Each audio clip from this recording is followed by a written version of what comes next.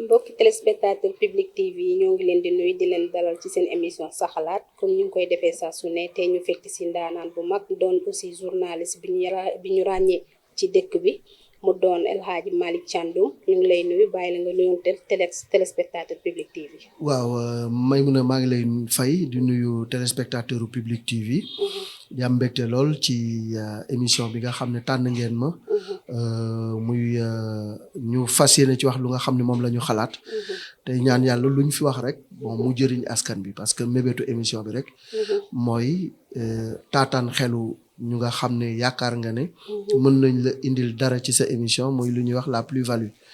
et nga tànn ci ma modeste personne j'espère bien que waxtaan bi dina amal njëriñ ñi ñuy seetaan. jërëjëf El Hadji Malick ñu doore rek absence su Sadio Mané gis nañ ni dañ koo forfait officiellement ci coupe du monde bi est-ce que yaakaar nga ni gàllankoor la wala yokku équipe bi jom la. waaw balaa ñuy wax ci loolu rek dañuy masawu Sadio Mané parce que tey yaakaar naa ni bu dee am na ku am déception wala ku am lu ko metti Sadio la ndax dafa bëgg réewu Sénégal bëgg équipe nationale de football bu Sénégal nekk un vrai patriote nekk également ku nga xam ne saa bu duggee ci terrain lu mu mën dina ko def pour Sénégal am ndam donc jour bu mel noonu nga perte ko c'est clair que dina am lu mu wàññi ci équipe bi parce que tey mi ngi mel ni ñu ne Argentine Messi footballul wala ñu ne France Benzema footballul wala ñu ne Brésil Neymar footballul donc yooyu bu amee ci équipe nga perte sa leader technique toujours dina am lu nga xam ne dina la ko wàññi rawatina Sadio mu nekk 2 fois ballon d'or nekk le meilleur footballeur africain à l'heure actuelle nekk le 2e meilleur footballeur au monde nekk le meilleur joueur de l'équipe nationale du Sénégal nekk le meilleur buteur de l'équipe nationale du Sénégal avec 34 réalisations en 92 matchs donc kooku boo ko perte nga joueur bu am valeur perte nga pratiquement 30% yu nga xam ne représenté na ko mais au-delà de la déception on doit accuser le coup maanaam tey dañu war a jël blessure u Sadio positiver ko transformer ko en énergie positive lan mooy loolu mooy tey Sadio forfait na metti nañu mais bu ñu am benn sikki sàkk ci yeneen joueurs yi fa nekk parce que tey pleurnicher sur le sort de Sadio dafay mel ni que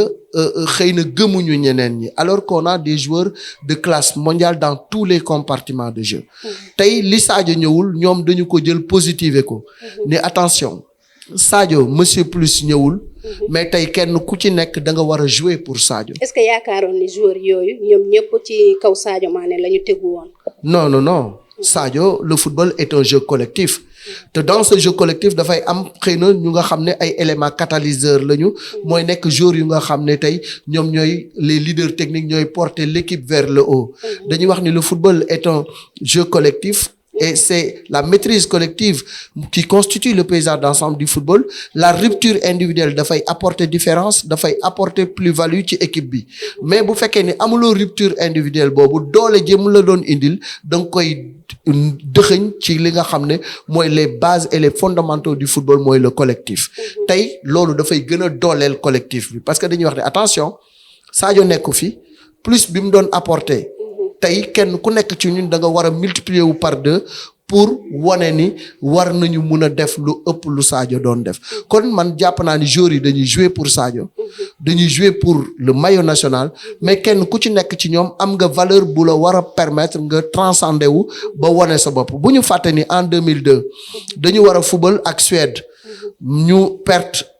Khalilou Fadiga qui était le métronome de l'équipe ñu perte Salif Diao qui était un élément fondamental du dispositif de Bruno Metsu mais Bruno Metsu daf ni attention Salif n'est pas là Fadiga n'est pas là nañu transformer loolu en énergie positive. est-ce que yaakaar nga ni ñooñu ak ñi nekk fii léegi benn la. mais ñii ñoo dàq football ñooñu ñii gagné nañu ñooñu gagnéwul xëy na talent la ñuy wax ci génération boobu mais aujourd'hui une équipe conquérante une équipe bu nga xam ne tous les compartiments de jeu da nga fa am ay leaders ñi ngi koy soog a am donc man jàpp naa ni équipe bi moo ëpp doole équipe bu génération 2002 parce que c'est cette équipe là qui a gagné la Coupe d'Afrique des Nations. C'est pas que Sadio Mané qui a gagné la CAN, c'est tout un groupe. te groupe boobu tey dañ ci am l'un des meilleurs gardiens au monde Edouard Mendy nga am le meilleur tey ci wàllu axe central nga am Kalidou Koulibaly qui est un joueur de dimension internationale nga ñëw dans l'entrejeu di nga fa am ay joueurs yu nga xam ne kenn ku ci nekk am nga vécu muy Idrissa Gana Gueye muy ñeneen ñi ñoom tamit reconnaître nañ ni Sadio mooy poumon équipe bi. waaye Sadio c'est le plus mais si tu n'as pas Sadio ñeneen ñi mën nañu def lu nga xam ne tey Sénégal yëpp dinañu fier ci ñoom. dama déglu doyen Ablaye Diaw muy fàttali en 1962. Pelé nekk le meilleur footballeur du monde Brésil yëpp compté ci moom ñu football contre Yougoslavie gagné ko mais ñu perte Pelé qui avait une blessure à l'aine ils ont tout fait pour le récupérer pour la finale. Pelé forcé entraînement blessure ba gën a yokk Brésil yëpp sa ngéem ni tey fu ñu jëm. Mais ce Brésil là bi ñu demee finale ñoom ñoo gagné la coupe du monde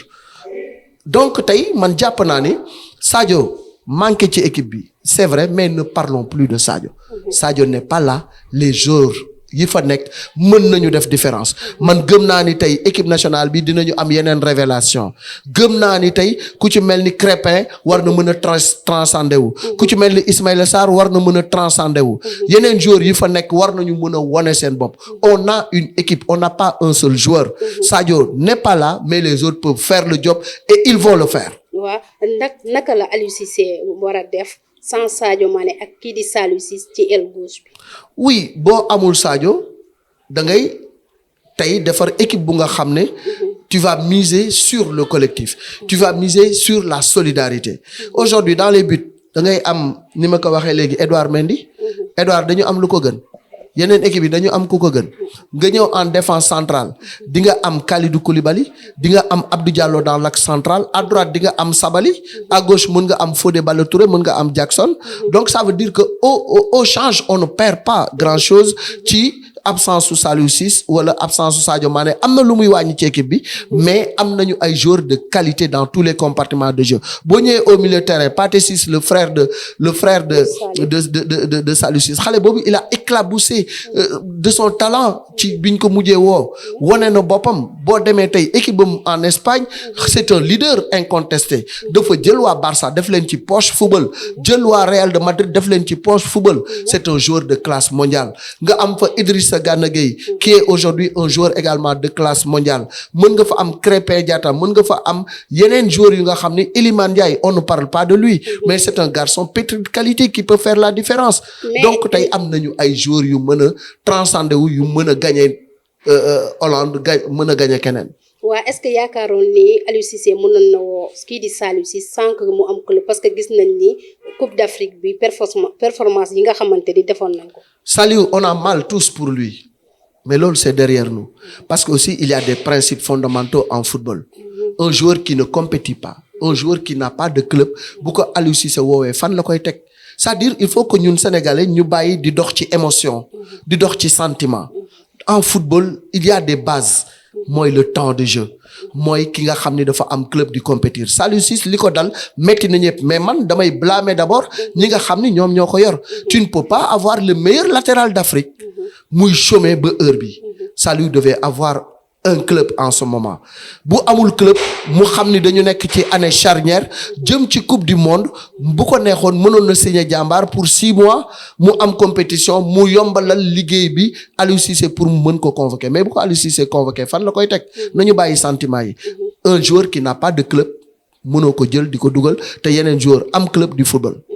kan nga yaakaaroon ni moo mën a remplacer instant bi Sadio Mané. non Sadio Mané c'est le collectif qui va le remplacer en valeur absolue amoo joueur bu ko mën a remplacer. parce que dégg nañ Sénégalais di naan Aliou Cissé na woo Pape Ousmane Sakho. loolu sur le plan numérique 26 joueurs lañ la wax. numériquement mën nga remplacer Sadio Mané. mais sur le plan de la valeur réelle amuñu joueur bu mel ni Sadio Mané. comme amuñu ko nag li ñu am la ñuy duggee ji marché loolu ñu am nañ ko jéem a valoriser na Sénégalais yëpp gëm équipe bi nekk ci ginnaaw équipe bi y a pas quelqu'un qui a la dimension de Sadio Mané dans cette équipe mais on peut avoir des révélations dans cette équipe là am na ñu nga xam ne Sadio moo leen doon def ombrage parce que quand Sadio est là on ne parle pas des autres c'est le moment pour eux de se montrer ñooñu tey ñoo war a wane seen bopp dëggal seen bopp xam ne Sadio nekku fi man Crépin dinaa won Sénégalais yi ni Sadio nekku fi mais mun naa def lu nga xam ne dinañu xaw a fàtte tuuti Sadio Ismaïla Sarr war na mun a wax ni tey c'est le moment pour moi d'éclater et de porter l'équipe sur les épaules Boulaye Dia war na mun a wax loolu Iliman Ndiaye war na mun a wax loolu ainsi de suite on a une équipe conquérante une équipe compétitive c'est pas un seul joueur moo ñuy manqué équipe bi dem naax saay kon bu dee loolu la jaratul ñuy compétir parce que Sadio n'est pas éternel tôt ou tard il va arrêter il a 30 ans est-ce que à la prochaine coupe du monde il sera là il faut se demander ça moo tax on doit bâtir une équipe conquérante une équipe collective bu nga xam ne mën na dem à la conquête du monde et je suis persuadé que xale yi mën nañ dem fu sori sans Sadio Mané. waaw naka ngay gisee suñu adversaires yi nga xamante ne ñoo bokk poule ñu mel ni waa Hollande Équateur ak Qatar. suñu premier match mooy match bu gën a metti mooy suñu diggante ak Hollande. La Hollande dafa nekk ci dynamique de victoire ñu ngi ci 15 matchs sans défaite. mais ñun dañu nekk ci champion d'Afrique en titre. waruñu ragal kenn. dañu nekk ci dynamique de victoire waruñu ragal kenn dañu nekk ci deuxième qualification consécutive en coupe du monde Hollande bi ñu demee coupe du monde Russie moom ñëwul woon ñun ñoo fa nekkoon moom dafa toogoon kon Hollande dafa toogoon ñun ñu tegale ñaari coupe du monde waruñu ko ragal lu ñuy ragal ci ñoom rek ragal nañ ko ci ñoom même ñoom dañuy wax ces joueurs là que ce soit Virgil van Dijk ou ñeneen dañuy wax ne attention Sadio nekku fa mais taxul ñu xeeb Sénégal parce que xam nañ ni c'est une bonne équipe et les Africains dañu gëm ni Sénégal tey dina représenter dignement le continent africain kon ñun Sénégalais yi nañu gëm d'abord équipe bi parce que africains yi gëm nañu yeneen adversaires yi ragal nañu mais le match bi nga xam ne mooy war a nekk déclic bi mooy suñu match contre la Hollande lu ñu am lañ ko ca def lu ñu xam nañ ko ca def pour jëlee fa un résultat positif c'est un nul ou une victoire. D'accord leen dugg tuuti ci affaire journaliste bi nga wax ñu sa appréciation ci marché bi nga xamante ni waa CAP def na ko démb ngir ñu libérer kii di Pape Alé Niang. CAP ak l'ensemble des journalistes dañ leen di féliciter ci mobilisation boobu parce que tey par principe tout journaliste doit être derrière Pape Alé Niang tout journaliste doit soutenir ki nga xam ne moo di Pape Alé Niang moo xam je ne veux pas singulariser waxuma sax journaliste mais képp ku nga xam ne rek professionnel de la communication nga war nga ranger wu derrière Pape Alé soutenir ko parce que c'est un précédent extrêmement dangereux tey mun naa wax ne jàpp journaliste tëj ko ndax xalaatam ndax opinion ndax liggéeyam dafa bokk ci li nga xam ne dafay delloo démocratie ginnaaw te tey bu fekkee ni presse bi dañu nooy bàyyi mu jàll ëllëg Maïmouna tu es en danger je suis en danger ñeneen ñëpp dañu nekk en danger donc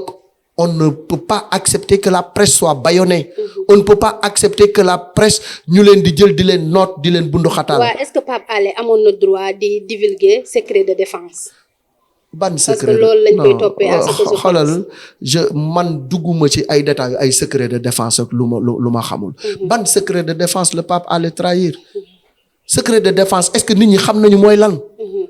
jël nañ ko rek teg ko ci ndoddam pour diisal son dossier mais secret de défense mooy tey lu nga xam ne réewum Sénégal mi ngi koy nas ci wàllu kaaraangeem ñun journalistes yi ñu ñëw divulguer ko wax suñu armée bi lii wala suñu gendarmerie bi lii wala suñu force de défense yi ak de sécurité yi lii mais li nga xam ne moom la Pape Alé def je pense que du lu nga xam ne dafa trahir secret de défense en tout cas par principe nous soutenons Pape Alé nous disons non aux tentatives de liquidation d'un journaliste, nous disons non aux tentatives de bâillonnement de la presse. Ça ne passera pas. Et on se battra jusqu'à la libération de Pape Alé. waa gis nañ ni ñu ngi ji journaliste yi ñu leen naan ay partisans lañu est-ce que yaakaaroon ni tey loolu moo dal Pape Alé ma. soxna si. par principe je soutiens Pape Alé. et je le soutiendrai jusqu'au bout point final. d'accord gis nañ ni jaar nga ci ay médias yu bari li ci mel ni RTS jóge nga fa. gis nañ tamit jafe-jafe yi nga xamante ni RTS am na ko ak ñeneen ñi fa doon liggéey ñu mettre leen au frigo lan nga ñu mën a wax ci lool puisque jaar nga ci média boobu. xam nga dañu toog fii léegi Matar Sylla dugg si ma jóg accolade ko. kooku moom ma dugal RTS. bi ma ñëwee daf ma ne je t'ai vu à l'œuvre man maa la gis man maa la dégg kenn waxuma je te fais un contrat directement man jaaruma ci stage dama ñëw ñu signal ma directement à part peut-être Thiès FM bi ma jaar RTS c'est ma maison c'est ma famille j'ai fait 13 ans là-bas donc bu ma gisee problème yi fa am daf may métti parce que la RTS c'est une famille donc famille bu ñu demee ba diviser wu ñii jaar gauche ñii jaar droite ñii am clan loolu baaxul ci kër gu mel ni RTS donc man je trouve que la famille la grande famille de la RTS dañu war a dajaloo waxtaan seet lu nga xam ne moom mooy jëmale kër gi kanam ñu def ko ça me fait mal de voir les gens s'entre-déchirer. directeur général bi ñu ngi koy tudd ci ay affaires ñi fay liggéey ñu ngi grève ñu ngi yuuxu partout directeur boobu lan nga mën a wax ci moom. nekkuma fa xawma gestion nu mu demee dama ciy maandu. waaw ñu jeexalee rek ñu laaj la nan lañu mën a def pour régler problème yi nga xamante ni mu ngi ci biir média yi. waaw problème mu média yi je pense que am na ay structures yu nga xam ne ñoom ñoo fi nekk. au-delà de tout ñi ngi jéem a seet naka la ñuy def ba joyanti métier bi ñi ngi jéem a xool naka la ñuy def ba jëmale métier bi kanam. ñi ngi jéem a xool naka la ñuy def ba protéger ñi nga xam ne c'est des professionnels de l'information et de la communication. li ci des nag mooy ñun kenn ku ci nekk xam li nga yor lu mu doon parce que média dafa garaaw micro dafa garaaw te képp ku nga xam ne yaa ngi àddu wala ngay bind ci média war nga xool bu baax sa toogin war nga xool bu baax sa nekkin war nga am conscience ci li nga yor lu mu doon li nga yor mën na defar réew li nga yor mën na taal réew bu ñu fàtte ni le génocide rwandais li ko indi boddi compté ci xeet ba ñuy wax ay ñaata mort ñoom ñoo am au Rwanda benn rajo moo ko indi muy la rajo des 1000 collines kon tey ñun ñi nga xam ne ñoo nekk ci wàllu presse nañu xam li ñu yor lu mu doon nañu xam doole li ñu yor lu mu doon ba képp ku nga xam ne yaa ngi ci nga tàggatu te am conscience que le Sénégal passe avant tout. waaw li ñu amoon ci ay minutes jeex na ñu bàyyi rek nga tàggatoo téléspectateur. waaw di jaajëfal ñëpp di wax ni lépp lu ñu fi wax mu jub ci ndimbalu suñu borom la lu ñu fi wax mu dëng yi tamit ñu jégal ñu ko te xam ni matadi doomu aadama la mais encore une fois on est solidaire de Pape Alé Niang et nous disons freedom Pape Alé liberté pour Pape Alé. waaw mbokki téléspectateur ñoo ko gisandoo ñu amoon comme invité Alhaji Malick Thiandoum mu nekk journaliste bu mag ci dëkk bi kenn waru ko présenté moom la moo nekkoon tey suñu invité ci seen émission sa xalaat di leen jox rendez-vous rek ba beneen yoon incha allah ak beneen invité.